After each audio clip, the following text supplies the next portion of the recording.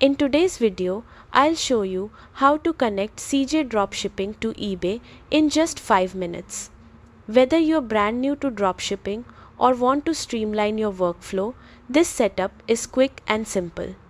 Before you begin, make sure you already have accounts on CJ Dropshipping and eBay. These two accounts are essential since they'll work together to manage your products and orders. Once that's done, head to cjdropshipping.com and log into your CJ Dropshipping account. After signing in, you'll land on the dashboard, which is where you control all your dropshipping activity.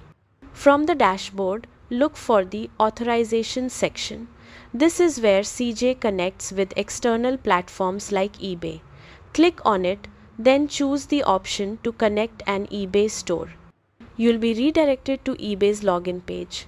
Simply enter your eBay email and password to authorize the connection. After signing in, confirm the permissions so CJ Dropshipping can access your eBay store. Once the authorization is complete, your eBay store will be successfully linked to CJ Dropshipping. That's it. You can now import products, sync orders, and manage fulfillment much more efficiently. With this connection in place, your dropshipping process becomes faster, smoother, and easier to manage. Thanks for watching and happy dropshipping.